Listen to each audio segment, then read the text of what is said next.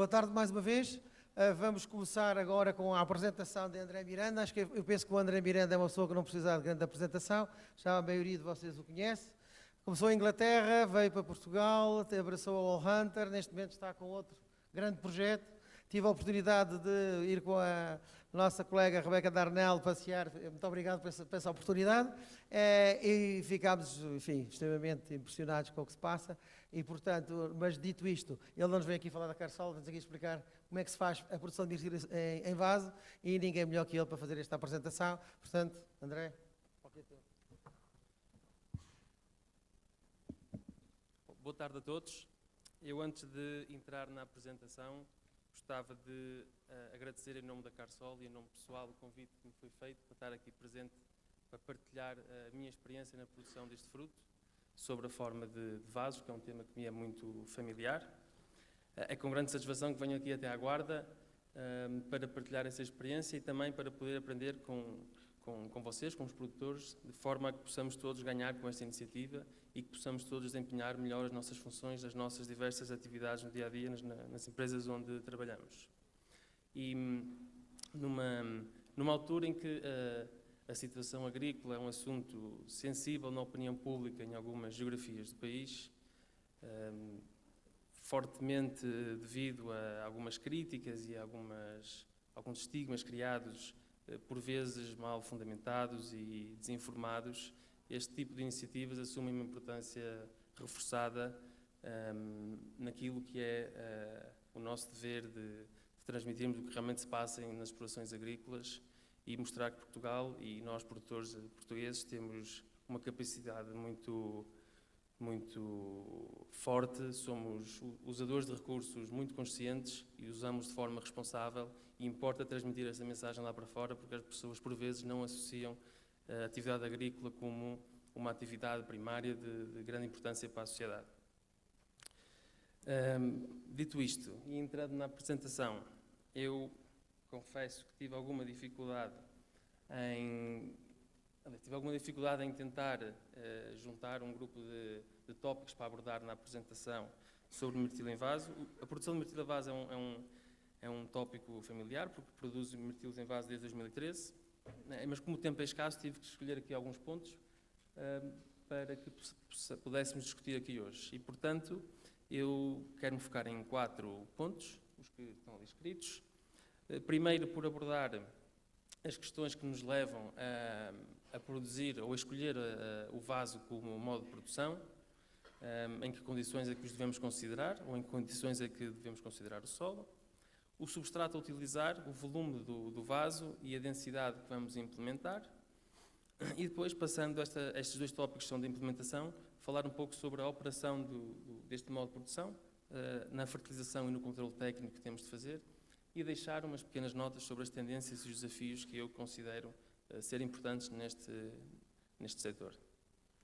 Para enquadrar a Carsol no meio da fileira. A Carsol é uma empresa que iniciou a atividade em 2018, com o objetivo de produzir em Portugal cerca de 8.000 toneladas daqui a 4 anos. E esta necessidade surgiu porque os sócios do projeto, que têm a produção também no Chile e no Peru, conseguem produzir todo o ano, mas falta-lhes uma janela que é especificamente a janela que Portugal consegue produzir. E por isso em 2018 decidiram começar a atividade em Portugal.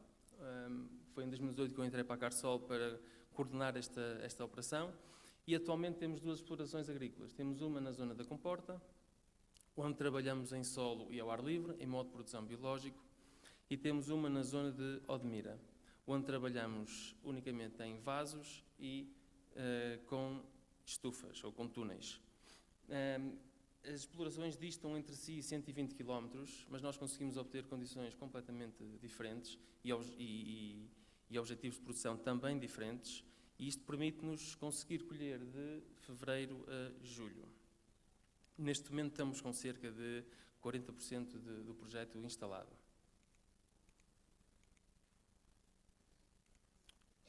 Perdão, passei aqui. Bom, então falando agora do que nos poderá levar à produção em vaso. Há uma situação que é clara, é preto no branco. Se nós temos um solo, uma exploração agrícola, em que o solo não é adequado ao desenvolvimento da cultura, seja por características químicas, seja por características de textura do solo, nós temos, obrigatoriamente, se queremos fazer mirtilos nesse solo, temos que, obrigatoriamente, considerar o vaso. Essa é uma situação preto no branco. Se o solo é mau, temos que considerar o vaso. Por vezes, há situações em que temos um solo bom e que poderemos também considerar a produção em vaso. E podemos estar a falar numa exploração com alguma dimensão, termos alguma variabilidade de solos e não conseguirmos trabalhá-los de forma diferente, e por isso que podemos querer optar pela produção em vaso para conseguir uma maior uniformidade da cultura ao longo de toda a parcela. Uma preferência técnica dos operadores, os produtores, como é o caso da Carsol, têm mais experiência na produção em vaso do que em solo e podem preferir a produção em vaso. Obviamente que isto tem impactos financeiros, porque investir em vasos requer um capital grande. A disponibilidade temporal diária também é um fator importante. Por vezes pode acontecer que as explorações tenham um acesso limitado naquele momento a terreno para fazer mirtilos e por isso podem optar por produzir em vaso de forma a conseguirem ganhar tempo para comprar outros terrenos e no futuro espaçar as plantas, funcionando esta área como um viveiro. E nos dias de hoje, o último ponto é cada vez mais importante, que é a facilidade em trocar plantas e variedades. Eu tendo uma plantação em solo, eu facilmente consigo tirar uma planta e meter lá outra de uma variedade diferente, se tiver essa necessidade. Em solo, este processo complica-se bastante. De salientar só que a produção em vaso não significa, de forma alguma, só por si, que irei ter maior produção do que o solo. Há situações em que temos solos excelentes e que podemos produzir tanto ou mais do que os vasos. Pronto, decidido o modo de produção, se vamos produzir em vaso ou em solo, e partindo do princípio que escolhemos o vaso, há outros fatores que temos de decidir. E provavelmente esta é a mais importante que o produtor tem que decidir, que é a questão do substrato, que substrato é que eu vou usar, qual é o vaso que vou usar, que volume é que eu quero ter no meu vaso e por que densidade é que vou optar. Começando no volume do vaso, não há uma resposta correta para o volume do vaso na produção de mirtilo. Dependendo do objetivo da produção, dependendo da densidade que eu quero optar. Nós podemos usar vasos desde 5 litros até 60 litros. O que temos de ter atenção é que, quanto menor for o volume do vaso, menor será o desenvolvimento radicular da planta e, consequentemente, menor será o potencial produtivo dessa mesma planta. Contudo, se o meu objetivo for ter 10.000 plantas por hectare, eu posso optar por ter vasos com volumes inferiores, de forma a rentabilizar mais a minha produção por área e não por planta. Se considerarmos uma produção de, por exemplo, 3.000 plantas por hectare, posso considerar usar um vaso com maior volume, de forma a potenciar mais o crescimento daquela planta. Explicando um bocadinho o que fazemos na Carsol. Nós na Carsol temos, na zona de Odmira, neste momento 16.000 plantas por hectare em vasos de 25 litros. Plantamos-las todas em fevereiro de 2019, com o objetivo de, no final de 2019, despassarmos 8.000 plantas desse hectare para outro hectare. Por isso, plantamos tudo em fevereiro, precisamos de uma área mais pequena e, neste momento, estamos a construir a outra área, em Tunis, para, no final do ano, despassarmos as plantas. E, com isto, conseguimos ganhar um ano de desenvolvimento da planta que irá refletir-se na produção de 2020. E vamos terminar com uma densidade final de 8.000 plantas por hectare em vasos de 25 litros. E este sistema radicular que está aqui, de uma fotografia que tirei na semana passada, é o sistema radicular que conseguimos alcançar de fevereiro até agora. Falando do substrato, quando temos que escolher um substrato, há várias condicionantes desse mesmo substrato que nós temos de ter como garantidas, independentemente do nosso objetivo de produção. Nós queremos que o substrato seja poroso, que haja oxigênio para o desenvolvimento radicular e para a degradação química de alguns nutrientes. Queremos que o substrato drene bem a água e que tenha pouca retenção de água, de forma a nós podermos ter maior poder de decidir como é que queremos que a planta trabalhe. e a durabilidade de substratos. Por durabilidade, o tema importante aqui dentro é que nós temos de ter atenção ao substrato que escolhemos, porque ao final de alguns anos os substratos tendem a compactar-se no fundo do vaso e isso cria-nos problemas no futuro de drenagem da água de rega e de acumulação de sais também. Entre os substratos mais conhecidos, temos a fibra de coco, a perlita, a turfa, a casca de pinho, a casca de arroz. Nós na Carsol usamos 50% fibra de coco, 25% de perlita e 25% de turfa. Em termos de densidade, aqui depende muito do nosso objetivo de produção. Nós podemos querer fazer uma alteração gradual ao longo do tempo e por isso decidimos no primeiro ano fazer uma densidade maior e depois vamos passando ao longo do tempo. Ou então podemos definir plantá-las na densidade final. E em termos de densidades finais de produção, eu diria que não há diferença nenhuma quando trabalhamos com solo ou com vaso. O que nos permite o vaso é que nós podemos ir jogando com as densidades ao longo do tempo e perceber que densidade ideal é que se adequa àquele modo de produção. Enquanto no solo temos uma oportunidade para definir e depois de estarem as plantas na terra não temos nada a fazer. Pronto.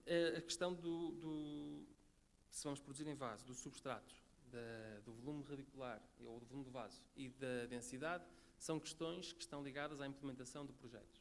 São as questões mais importantes que nós temos de responder na altura de implementar o projeto. Falando agora um pouco da parte da gestão do pomar, uma vez implementado. Os grandes conceitos na produção em vaso e também na de solo é a fertilização e o controle técnico que nós fazemos diariamente na cultura.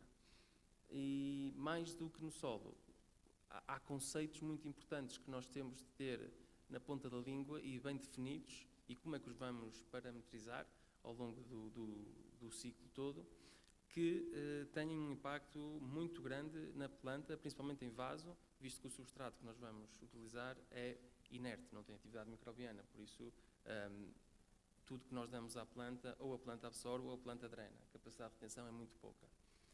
Esses conceitos e que nós usamos na Carsol é as concentrações de nutrientes nas soluções nutritivas, que podem ser em ppm, ou 1000 equivalentes ou millimolts. Isto depende da maneira que queremos trabalhar, qualquer um deles é válido. A condutividade elétrica que define ou que se traduz na quantidade de sais que estão presentes na minha solução nutritiva, e isto tem implicações na capacidade da planta de absorver água e nutrientes.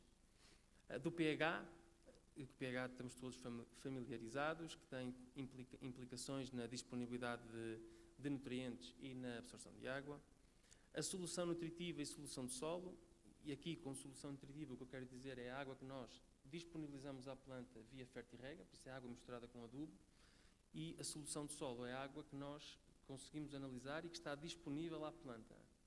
Nós podemos analisá-la através de vários instrumentos, tirando em vácuo a água que está no solo ou no substrato e perceber qual é a solução que está disponível para a planta absorver.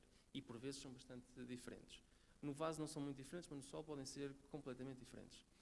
E depois temos a drenagem, que é um fator muito importante de forma a garantir que estamos a regar com a quantidade certa de água, nem a mais nem a menos. O que nós fazemos é medir a quantidade de drenagem que obtemos diariamente e definimos a priori qual é a quantidade que queremos trabalhar.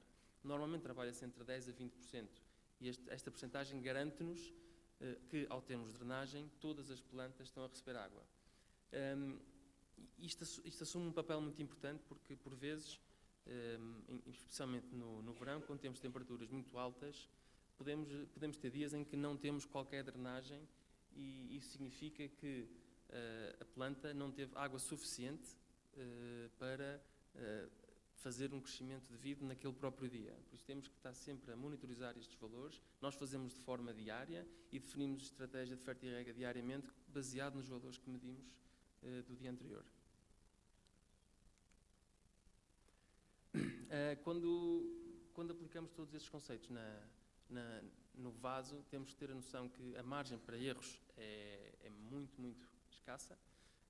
Nós podemos matar uma planta à sede num par de dias no verão, porque o substrato não tem capacidade de retenção, por isso a planta ou absorve água ou drena.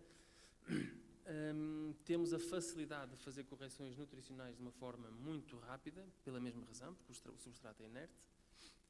Temos a facilidade de fazer um reset do sistema quando temos uma acumulação de sais no fundo do substrato, ou mesmo na zona acima do substrato, ou quando temos um valor de pH muito baixo. Conseguimos lixiviar tudo através de regas só com água, sem adubo. E precisamos de um acompanhamento com muito detalhe, porque a planta pode mudar do dia para a noite em termos de quantidades de nutrientes e até em termos de cor. Medindo estes parâmetros todos, nós conseguimos construir algumas dinâmicas. Aqui nesta tabela eu estou-vos a mostrar a concentração de condutividade elétrica ao longo dos meses. Não tenho os valores de junho e maio, mas se nos focarmos nos meses de julho, agosto e setembro, que são os meses de maior crescimento, nós temos do lado esquerdo da tabela a condutividade elétrica e a barra azul clara. Eu não consigo apontar. A barra azul clara é a solução nutritiva que estamos a dar à planta e a barra azul escura é a solução que está disponível no solo para a planta. E o nosso objetivo é sempre tentar equilibrá-los, ou seja, quando nós queremos que a planta absorva nutrientes, e se a planta quiser absorvê-los, as nossas barras têm que estar em equilíbrio, porque significa que o que nós estamos a dar, a planta absorve, mas como nós estamos a dar de forma contínua, essa mesma quantidade é retida por um período muito curto no substrato.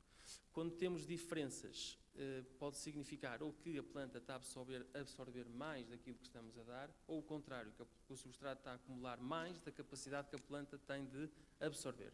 Se repararmos em julho, nós disparamos a condutividade elétrica de junho para julho, devido ao crescimento ativo que estávamos a observar no terreno. As barras estão em equilíbrio. Em agosto, observamos que a barra azul escura aumentou. Isto significa que, provavelmente, a quantidade de nutrientes que a planta está a absorver não foi tão alta como a de julho e, por isso, a acumulação no solo disparou um bocadinho, não tem grande significado. Isto levou-nos a que baixássemos a condutividade elétrica para tentar outra vez equilibrar as barras. Em setembro, a concentração no solo voltou a aumentar, significa que podemos ainda reduzir ainda mais a condutividade elétrica, porque a planta não está a absorver tanto. E acabamos em outubro de uma diferença de 1.3 para 0.4 e ainda assim a planta continuou a acumular sais no substrato e isto é visível no terreno de forma clara. Isto justifica-se pelo facto da planta ter parado o crescimento. Nós também fazemos medições em centímetros por semana de todos os lançamentos das plantas e vimos que o crescimento começou a abrandar e, consequentemente, a absorção de nutrientes também começou a abrandar. Para além da condutividade elétrica, também podemos fazer de vários nutrientes. Nós fazemos de todos. Isto da condutividade elétrica são medições diárias que nós fazemos. Aqui estão apenas representadas uma de cada mês, mas nós fazemos isto diariamente. Em termos de folhas, nós fazemos análises mensais e podemos fazer as dinâmicas também com vários nutrientes. Aqui do lado esquerdo temos os 1000 equivalentes de azoto e eu gostava de partilhar isto com vocês porque é uma curiosidade que vou explicar. Segue a mesma lógica. Em julho temos as barras equilibradas em termos de azoto fornecido à planta e as barras a vermelho são os níveis ótimos de bibliografia da concentração de azoto nas folhas e nós em julho estamos um bocadinho acima do ideal, por isso quer dizer que temos margem para baixar, estamos a gastar dinheiro que não é preciso estarmos a gastar. Baixamos a concentração de azoto em agosto um bocadinho e notamos logo que a planta está a absorver mais do que está a reter. Mantivemos esse mesmo nível em setembro e, de repente, a acumulação no substrato disparou. O que é curioso aqui é que em julho e agosto o azoto que nós demos, que se traduz no valor correto de azoto nas folhas, foi 85% na forma de nitrato e 15% na forma de amónio. E a premissa que os mirtilos absorvem amónio e não nitrato, nós ainda não conseguimos notar isso nos nossos campos. Nós fazemos quase tudo em nitratos e os níveis de azoto estão sempre nos níveis ótimos. Queria-vos explicar aqui também, e para confirmar o que eu estou a dizer. Nós a tabela de cima é de azoto, a de meio é de fósforo e a de baixo é de cálcio. Nós em agosto tínhamos níveis de azoto adequados, mas, no entanto, tivemos um consumo de fósforo bastante acentuado na planta e um excesso, entre aspas, de cálcio. Não precisavam estar a adubar com tanto cálcio e tínhamos algum déficit de fósforo. O que nós fizemos foi reduzir o cálcio sobre a forma de nitrato de cálcio, que, consequentemente, baixou a forma de nitrato, e aumentamos o fosfato monoamónico, que automaticamente aumentou o amónio e o fósforo. E passamos de setembro de 85% de nitrato para 58% de nitrato. E o que reparamos é que a planta não teve preferência pelo amónio. O amónio e o nitrato acumularam-se no substrato de forma idêntica em termos percentuais, e isto dá ênfase ao facto de que a planta, de facto, absorve nitrato. E fizemos também um teste num campo diferente, em que só aplicamos amónio, não aplicamos qualquer nitrato. E aqui em julho aplicamos 2,3 mil equivalentes de amónio e no solo não temos rigorosamente nada acumulado, por isso tudo que aplicamos a planta absorveu. E no mês seguinte subimos para 3,44 mil equivalentes de amónio, zero de amónio, e todo o azoto disponível na solução de solo estava sob a forma de nitrato. Ora, se nós não aplicamos aqui nitrato nenhum, ele apareceu daqui da forma do amónio. Por isso há uma degradação do amónio há uma nitrificação do amónio para nitrato, e a planta prefere o nitrato para absorção. São curiosidades que gostava de partilhar com vocês. Em termos de consumo de água, também temos uma diferença brutal que importa salientar. Nas nossas diferentes explorações, estes dados são por planta, nós conseguimos uma redução de 62% do consumo de água. Isto são dados de janeiro até outubro. E quando falamos da sustentabilidade, que ainda ontem estava a comentar com o Pedro Brás, e do consumo consciente dos recursos que temos disponíveis, o fator água é de enorme importância, e nós com o VAS conseguimos reduzir de forma brutal os consumos de água. Falando aqui um pouco do que eu acho que são as tendências e os desafios do setor. Eu acho que há uma grande tendência aliás, tem havido um grande desenvolvimento de novas variedades no mercado, e estas novas variedades vêm ao encontro das exigências dos supermercados, que procuram por produtos diferenciados, e por isso estamos a assistir à criação de clubes que se focam especificamente em mercados específicos e que criam variedades específicas para os mercados, e cada vez mais vai ser mais difícil ter acesso a variedades livres que sejam interessantes para os supermercados. Eu acho que cada vez mais vamos assistir a grupos de produtores fechados, a uma privatização, entre aspas, do setor, em que o produtor, se quiser ter sucesso e quiser concorrer ou competir à escala mundial, terá que pertencer aos mesmos clubes. Acho também que o mirtilo deixou de ser uma cultura perene, em que nós implementamos um pomar e estamos à espera da primeira produção ao fim de 3, 4 anos e queremos manter a planta durante 15, 20 anos. Eu acho que isso já não existe. Nós temos que encarar o mirtilo como uma planta que tem um potencial produtivo enorme, se nós conseguimos trabalhá-la bem, e que conseguimos atingir a produção cruzeiro ao final de 2 anos. Isto são dados que nós conseguimos alcançar. E não é uma cultura anual, mas o que eu quero dizer com uma cultura anual é que é uma cultura que nós temos que ver como entrar rápido no sistema produtivo. Temos que conseguir criar negócios em que consigamos pagar os investimentos de uma forma muito rápida. Eu escrevi 3 anos, mas 3, 4 anos deveria ser o timing. Esta fotografia foi tirada ontem, na nossa exploração de Odmira. Como desafios, nós temos que conseguir baixar os custos de produção para acompanhar as descidas de preços a que estamos a assistir. Isto é um fator fundamental. A mão de obra disponível para a colheita é um problema crónico que nós não vamos conseguir resolver. Eu acho que a solução não passa por arranjar mais pessoas, mas passa sim por arranjar novas formas de produção e conseguir produzir melhor, com maior calibre e variedades que tenham elevadas produções por planta. E dessa forma, se nós conseguimos aumentar o calibre em 100%, conseguimos aumentar a produtividade em 100% e precisamos metade das pessoas. Eu acho que passa por aí o futuro da colheita de mirtilos. O acesso à genética é cada vez mais difícil devido aos grupos fechados. As variedades livres são cada vez menos e menos interessantes para os consumidores. E temos que conseguir profissionalizar as explorações de forma a podermos competir com os ditos grandes. Queria-vos dizer também que nós na Carsol, para além dos vasos, usamos túneis. Isto são fotos da nossa exploração. E a primeira plantação que fizemos foi em fevereiro. A foto do lado esquerdo foi tirada em março. E com todos os mecanismos e todos os instrumentos que temos à nossa mercê para controlarmos as operações e os controles técnicos que fazemos na exploração, conseguimos tornar nisto em 7 meses e com potencial produtivo de 3 kg por planta. E aqui deixo-vos aqui uma foto da nossa exploração em Alcácer do Sal, na Comporta, onde temos já 40 hectares plantados em solo. Obrigado.